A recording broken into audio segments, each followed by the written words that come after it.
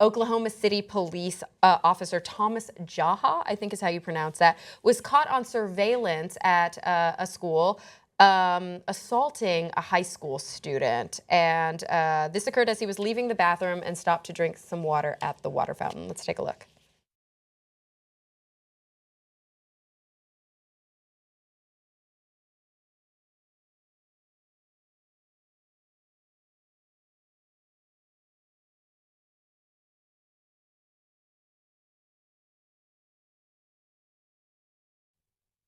So it's tough to tell. It is. It's a little bit difficult to see what's actually happening there. But from what I can gather, reading through the news stories, there's a little bit of a he said.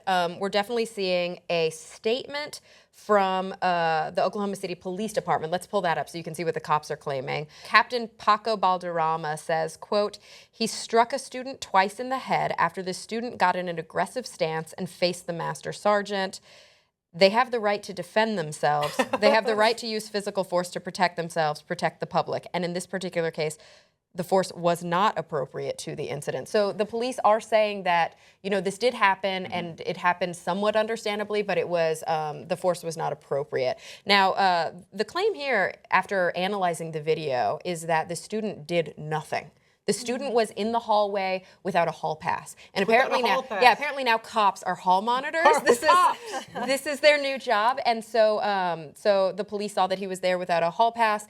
I guess approached him, and he claims that the student formed an aggressive stance by balling his fists, and that was enough for him to, in self-defense, punch the student twice in the head. So he punched the kid twice in the head. The kid wasn't doing anything. He was in the hall without a pass. So we're criminalizing loitering inside of a school now, and it's punishable by punching a kid in the face. Can we get cops out of schools? I know. Can we please get cops out of schools? What we need is more guys with anger issues. The cop? Oh, there are cops. So in America, there are cops stationed in like almost every school. Almost every school, there's cops now. Yeah. Just during the day, or just at beginning of day and the end of day, No, just to kind of make sure. No, during the day. They have an office in the school. That is their station. You know, they work for the police department and they're stationed inside of these public schools. Yes.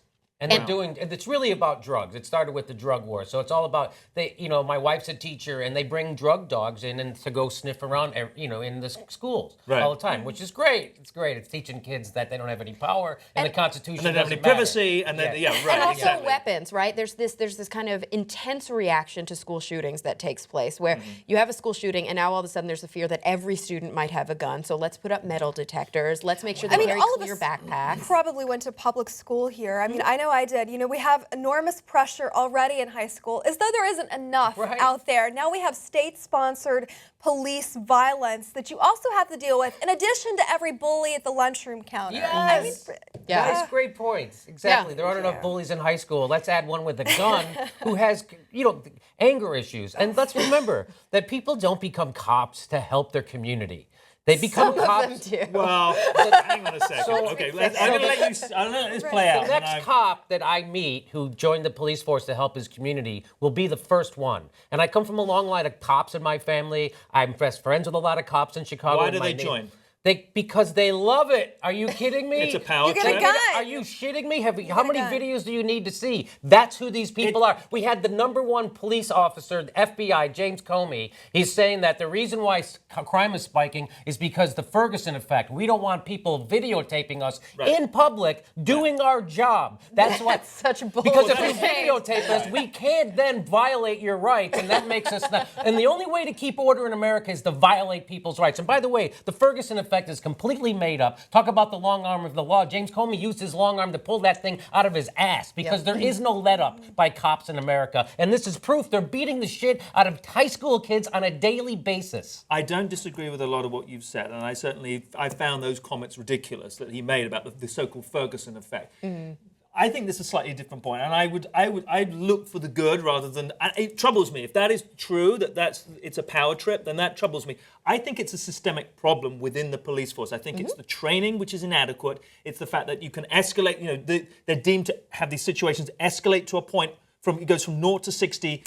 Just by balling your fists, and that the appropriate response is always to shoot first. It's that sort of stand your ground. I'm mixing laws and metaphors here, but it's that stand your ground approach, and I'm going to get him before he or she gets me. So I think it's more about I think it's training and systematic an approach that the police officers do or don't have as much as the individuals that it attracts. I hope it isn't the individuals that it attracts, because otherwise it's a deeper, more psychosomatic problem that's going to be even harder. It's not fair to claim that every police officer joins for these reasons. Pretty fair. But we do, I mean, I think it would be a bit naive to think that many police officers don't join the force because of these psychological, ramifications. So yeah, I was bullied when I was a kid. I'm finally getting my power back. I think that this does occur. I wouldn't say that this is why every cop joins, but to your point, Elliot, I do think that the militarization of the police is a huge problem in this country. And luckily there are some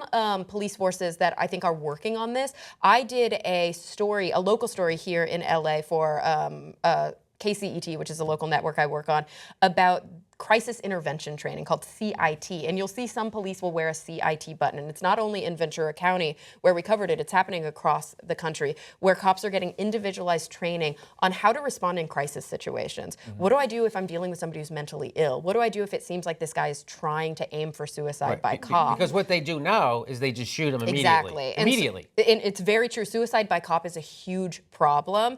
And obviously there are situations where people want for the violence to escalate, but more often than not, that's not the aim of the individual. And so de-escalating, using your voice, being calm, putting your gun away, having a real conversation with somebody, I mean, these things can work. Basic preschool skills that anybody should know. And the fact that I come from a small town, these racist Barney Fifes that we're arming with guns, batons, and tasers, and then giving them all the legal authority they need.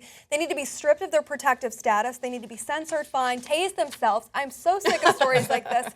They come out, I was reading this, I'm like, are you fucking kidding me? Here's another one. Here's another one. What's going to happen? Every single day in this country, and that is not the first problem that cop has had. Go ahead. Of course not. Yeah, This is a hot button issue for me. I cannot believe our ruling police class has become so militarized in this country that this is an old story. Yeah, I mean, one of 1,999,000.